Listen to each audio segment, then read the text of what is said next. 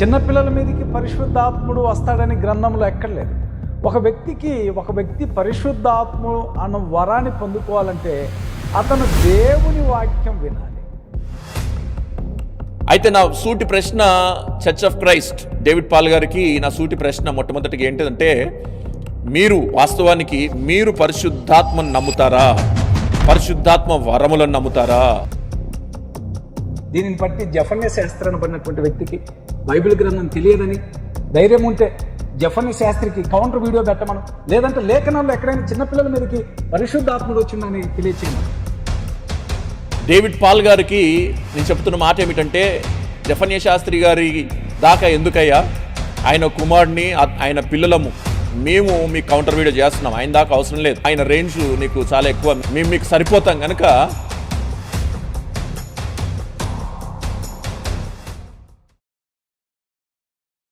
దేవుని పరిశుద్ధమైన ఘనమైన ప్రశస్తమైన నామమునకు మహిమ కలుగును గాక. మీ అందరికీ ప్రభు పేరిట మా శుభాలు వందనాలు తెలియజేస్తూ ఉంటున్నాను. నేను మీ పాస్టర్ మాణిక్యం. ఈ వీడియో చేయడానికి గల ముఖ్య కారణం ఏంటంటే, యూట్యూబర్ చర్చ్ ఆఫ్ క్రైస్ట్ సంస్థకు సంబంధించిన పాస్టర్ డేవిడ్ పాల్ గారు ఒక వీడియో చేశారు. ఆ వీడియోలో మా ఆత్మీయ తండ్రి గారు పాస్టర్ జఫన్య శాస్త్రి గారిని ఉద్దేశించి వారు ఒక ఆరోపణ చేశారు. ఏంటిదంటే, జఫన్య శాస్త్రి గారికి వాక్యం తెలియదని, అవగాహన లేదని, తెలియక అబద్ధపు బోధ అసత్య బోధ చేస్తున్నాడని, ధైర్యం ఉంటే కౌంటర్ వీడియో చేయాలని వారు సవాల్ విసిరారు.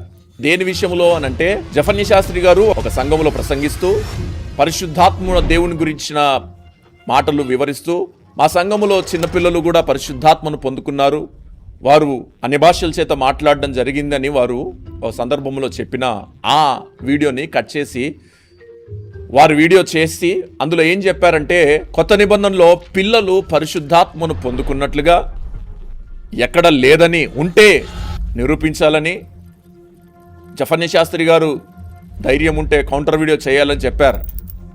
ఈ రోజున ఒక విషయము ఈ వీడియో ద్వారా మీకు చెప్పాలనుకుంటున్నాను. ప్రతి ఒక్కరు యూట్యూబ్లో కొత్తగా వస్తున్న వారు కావచ్చు, చిన్న చిన్న యూట్యూబర్స్ కావచ్చు,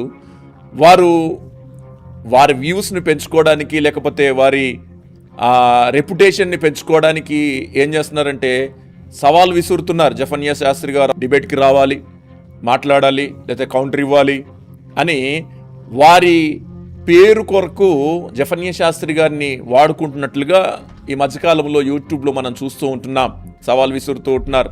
ధైర్యం ఉంటే కౌంటర్ వీడియో చేయండి, ధైర్యం ఉంటే డిబేట్కి రండి, ధైర్యం ఉంటే దేని గురించి మాట్లాడండి అని వారి పేరు పెద్ద వారి జఫన్య శాస్త్రి గారే కాదు, పెద్ద సేవకులు, వాడబడుతున్న వారి సేవకుల వీడియోలు పెట్టి కొంత వ్యూస్ పెంచుకోవడానికి, వారి ఛానల్ని సబ్స్క్రైబర్స్ని పెంచుకోవడానికి చేసే ప్రయత్నంలో భాగంగా ఇలా చేస్తున్నారు అనుకోవడంలో ఏమాత్రం సందేహం లేదు. ఈ డేవిడ్ పాల్ గారు కూడా అలాంటి కోవకు చెందిన వ్యక్తి అని నాకు కూడా అనిపిస్తూ ఉంటుంది.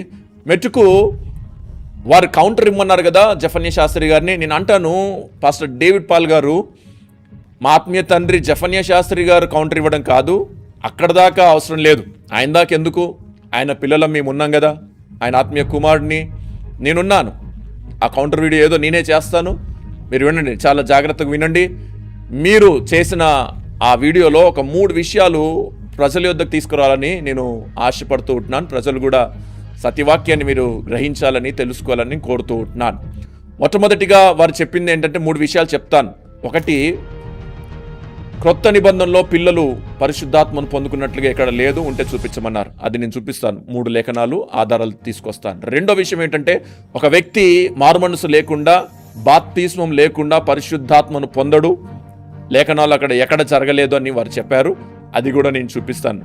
మూడవదిగా, కొర్నేలి ఇంటిలో వారు పరిశుద్ధాత్మను పొందుకోవడము పేతురు యొక్క తప్పిదం వలన, పేతురు యొక్క ధిక్కరణ వలన, దేవుని ఆజ్ఞకి అవిధేయుడిగా ఉన్నందువలన అలా జరిగింది, తప్పితే అలాగ జరగదు, అది పేతురు యొక్క తప్పిదమే అని వారు చెబుతూ ఉంటున్నారు.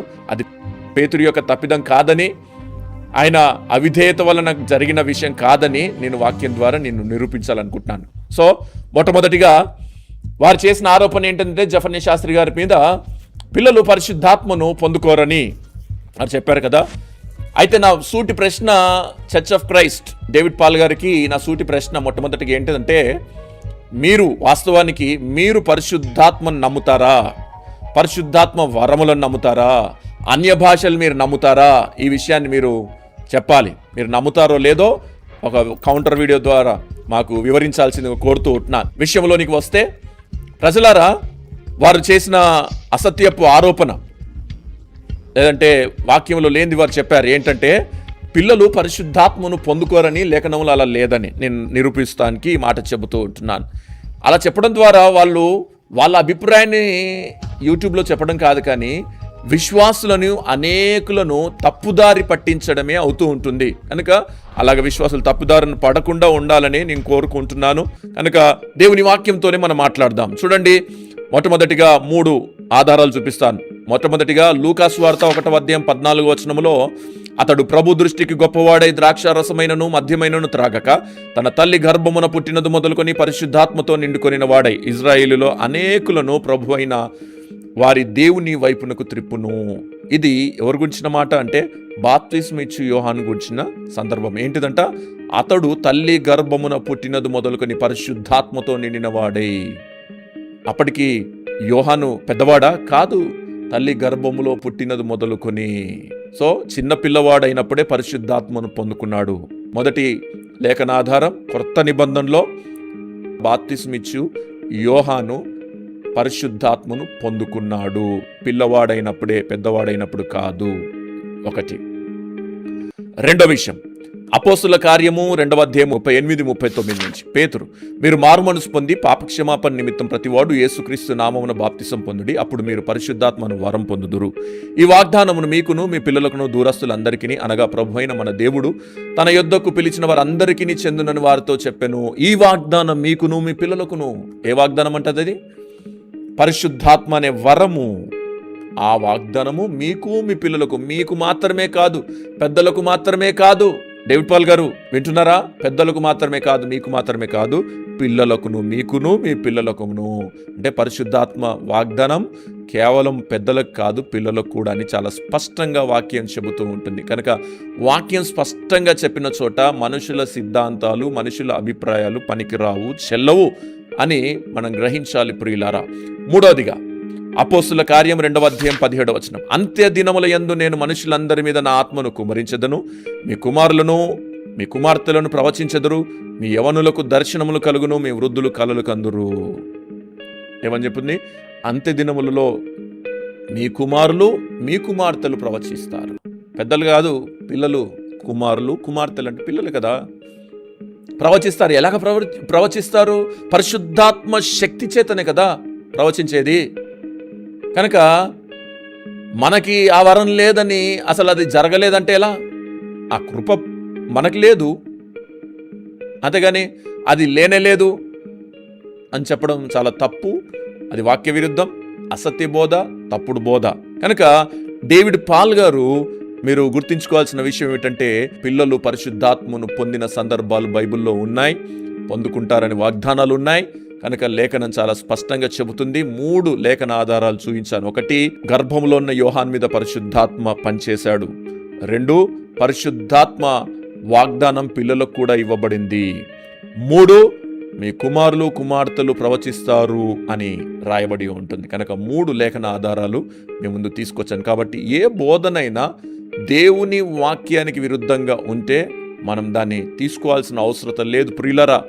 ఈ రోజున యూట్యూబ్లో చాలామంది ఏమాత్రం అవగాహన లేకుండా వాళ్ళ రీచ్ కొరకు లేకపోతే వ్యూస్ కొరకు కొన్ని అసత్య బోధలు, అబద్ధపు బోధలు చేస్తూ ఉంటున్నారు. కనుక గమనించండి, వాక్యాన్ని వక్రీకరించే బోధను మనము అనుసరించాల్సిన అవసరం లేదు, స్వీకరించాల్సిన అవసరం లేదు.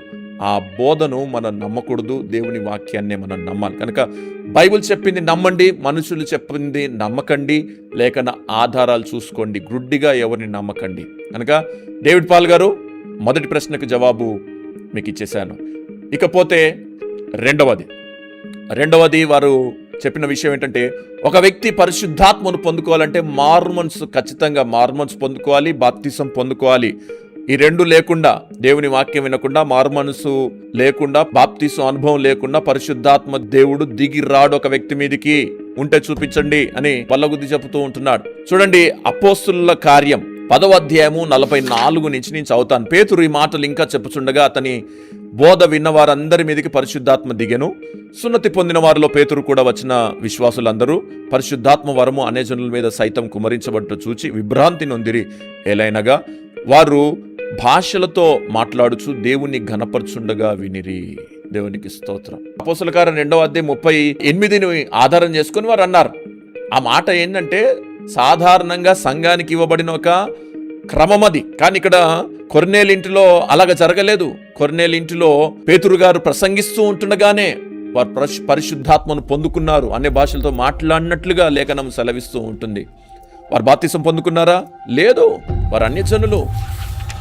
దేవుని గురించి తెలియదు వారికి. దేవుని మాటలు వింటుండగా సువార్త పేతురు గారు ప్రకటిస్తూ ఉండగానే పరిశుద్ధాత్మ వారి మీదకి దిగి వచ్చింది. అన్ని భాషల చేత వారు మాట్లాడసాగారని వాక్యం సెలవిస్తూ ఉంటుంది. కనుక వారికి బాప్తిసం లేదు. దేవుని మాటలు వింటుండగానే పరిశుద్ధాత్మ వారి మీదకి దిగి వచ్చింది. కనుక మారుమనసు లేకుండా, బాప్తిసం లేకుండా ఒక వ్యక్తి పరిశుద్ధాత్మ పొందుకోవచ్చని ఈ కొర్నేలి ఇంటి సందర్భాన్ని పరిశుద్ధాత్మ దేవుడు మన ముందు తీసుకొచ్చాడు. కనుక డేవిడ్ పాల్ గారు, మీరు చెప్పేది అబద్ధ బోధ, సత్య బోధ, వాక్య అవగాహన ఎవరికి ఉందో లేదో ఇప్పుడు మాకు అర్థమవుతూ ఉంటుంది. కనుక రెండో విషయం, ఒక వ్యక్తి పరిశుద్ధాత్మ పొందుకోవాలంటే మారు మనసు అవసరం లేదని, బాప్తిసం అవసరం లేదని మనం అర్థం చేసుకోవాలి. మూడవదిగా వారు చెప్పిన ఒక భయంకరమైన మాట ఏమిటంటే వక్రీకరణ అని చెప్పొచ్చు. వాక్య వక్రీకరణ అని చెప్పొచ్చు. ఏమన్నారంటే కొర్నేలి ఇంటి మీదికి పరిశుద్ధాత్మ దిగి వచ్చాడు కదా, అంటే వారు మార్మన్స్ లేకుండా, బాప్తిసం లేకుండా పరిశుద్ధాత్మ పొందుకోరు అన్నదానికి ఇక్కడ పొందుకున్నారు కదా, దీనికి ఒప్పుకోకుండా, వాక్యాన్ని అంగీకరించకుండా, లేఖనాన్ని వారు స్వీకరించలేని ఒక మనసు కలిగి వారు ఏం చేస్తున్నారంటే పేతురు యొక్క తప్పిదం వలన ఈ సందర్భం జరిగింది. పేతురు యొక్క నిర్లక్ష్యం వలన, దేవుని మాట ధిక్కరించడం వలన కొర్నేలి ఇంట్లో ఉన్నవారికి పరిశుద్ధాత్మ వారి మీదకి దిగి వచ్చింది అని వారు చెబుతూ ఉంటున్నారు. ఇది చాలా భయంకరమైన తప్పుడు బోధ. వాక్యాన్ని తప్పుదో పట్టించడమే అని నేను చెబుతాను. బైబిల్ ప్రకారం కొర్నేలి ఇంటి వారి పైన పరిశుద్ధాత్మ రావడం పేతురు నిర్లక్ష్యం వల్ల కాదు, వారు దేవునికి అవిధేయత వలన జరిగినది కాదని మనం అర్థం చేసుకోవాలి. అపోస్తుల కార్యము 10వ అధ్యాయం 3:8 కొర్నేలితో దేవుడు ఒక మాట చెప్పాడు. తన దూతను పంపించి ఒక మాట చెప్పించాడు. ఏంటిదంటే అతడు దూత 10వ అధ్యాయము అపోస్తుల కార్యం 10వ అధ్యాయం 4వ వచనం, అతడు దూత వైపు తేరి చూసి భయపడి, ప్రభువా ఏమని అడిగాను. అందుకు దూత, నీ ప్రార్థనలను నీ ధర్మకార్యములను దేవుని సన్నిధికి జ్ఞాపకార్థముగా చేరినవి. సో మొట్టమొదటిగా కొర్నేలికు దూత ద్వారా దేవుడు సందేశం ఇచ్చాడు. ఏంటది? ఇప్పుడు నీవు ఎప్పేకు మనుషులను పంపి పేతురు అను మారు పేరు కలిగిన సీమోనును పిలిపించుము. రెండోది, పేతురుకు దేవుడు దర్శనం ఇచ్చాడు. అపోస్తుల కార్యం 10వ అధ్యాయం 9-16 వచనాలు మనకు కనబడుతూ ఉంటుంది. ఏంటా దర్శనం అంటే, అతడు మిక్కిలి ఆకలిగొని భోజనం చేయగొరెను, ఇంటివారు సిద్ధము చేయుచుండగా అతడు పరవశుడై ఆకాశము తెరబడుటయు 4 చెంగులు పెట్టి దింపబడిన పెద్ద దుప్పటి వంటి ఒక విధమైన పాత్ర భూమి మీదకి దిగివచ్చుట చూచెను. అందులో భూమి యందుండు సకల విధములైన చతుష్పాద జంతువులను, ప్రాకు పురుగులను, ఆకాశ పక్షులను ఉండెను అని చెప్పిన తర్వాత ఆ దర్శనమును గూర్చి పేతురు గారు ఆలోచిస్తున్నారు. ఏమని ఆలోచిస్తున్నారంటే, పేతురు తనకు కలిగిన దర్శనం ఏమై ఉండెనో అని తనలో తనకు ఎటూ తోచకై ఉండగా అపోస్తుల కార్యం 10వ అధ్యాయము 17-20 వచనాల్లో ఈ మాట రాయబడింది. ఆ దర్శనం గురించి ఆయన ఆలోచన, ఇది ఏమై ఉంటుంది ఇలా ఇచ్చిందో అంటే, పేతురు గారి అభిప్రాయం ఏంటిదంటే యూదులకి అన్యజనులకి సహవాసం ఉండదు, వారితో మనం కలవకూడదు అన్నది ఆయన అభిప్రాయం. సో ఆ అభిప్రాయం వలన ఆ యూదా సాంప్రదాయాలు ప్రభావములో పేతురు గారు ఉన్నారు గనక దేవుడు అతన్ని సరిదిద్దే ప్రయత్నం చేస్తున్నాడు. అక్కడ కొర్నేలి ఇంటి వారిపై పరిశుద్ధాత్మ రావడం పేతురు యొక్క తప్పిదం వలన కాదు, ఎందుకంటే అది దేవుని చిత్తం అని మనం తెలుసుకోవాలి. దేవుడు చిత్తం. అందుకనే మొదటగా దూత ద్వారా కొర్నేలికి సమాచారం ఇచ్చాడు, రెండోదిగా పేతురుకి దర్శనమిచ్చాడు, మూడోదిగా నువ్వు లేచి సందేహించక నువ్వు వెళ్ళు అని పేతురు గారితో చెబితే పేతురు గారు ఆ మాటకు లోబడి విధేయత చూపించి కొర్నేలి ఇంటికి వెళ్ళాడు. సో ఇక్కడ పేతురు చేసిన తప్పు ఎక్కడుందండి? దేవుని మాటను ధిక్కరించడం ఎక్కడుందండి? దేవుని మాటకు లోబడ్డాడు కదా, తప్పేం చేయలేదు కదా ఆయన. కనుక నోటికి వచ్చినట్లు కాదు, మనకి ఏది తోస్తే అది మాట్లాడడం కాదు, వాక్యాన్ని చాలా లోతుగా మనము ధ్యానించినప్పుడు, దాన్ని అన్వేషించినప్పుడు మనకు కొన్ని విషయాలు అర్థమవుతాయి. కనుక లోతైన అవగాహన లేకుండా కొంతమంది ఊరికి అలాగ మాట్లాడడం సరి కాదని, అది విశ్వాసులను తప్పుదారి పట్టించడమే అని నేను చెప్తాను. కనుక దేవుని బిడ్డలారా, ఈ రోజున డేవిడ్ పాల్ గారు చేసిన 3 ఒక తప్పుడు బోధలను మీ ముందుకి తీసుకురావడం జరిగింది, వాటిని ఎక్స్పోజ్ చేయడం జరిగింది. డేవిడ్ పాల్ గారు, మరొకసారి నేను అడుగుతూ ఉంటున్నాను, మీరు నిజంగా పరిశుద్ధాత్మను నమ్ముతారా? వరములను నమ్ముతారా? అభిషేకం నమ్ముతారా? అన్య భాషను నమ్ముతారా? ఏదో ఒకసారి చెప్పండి. మీరు కూడా ఒక వీడియో చేయండి, చేసి మాకు కూడా వివరించాల్సిందిగా కోరుతూ ఉంటున్నాను. కనుక ఒక వ్యక్తి మీద మాట్లాడే ముందు మనం కూడా వాక్య అవగాహన కలిగి ఉండాలని, వాక్యాన్ని బాగా చదువుకోవాలని, ధ్యానించాలని నేను మీకు ఒక చిన్న సలహా ఇస్తూ ఉంటున్నాను.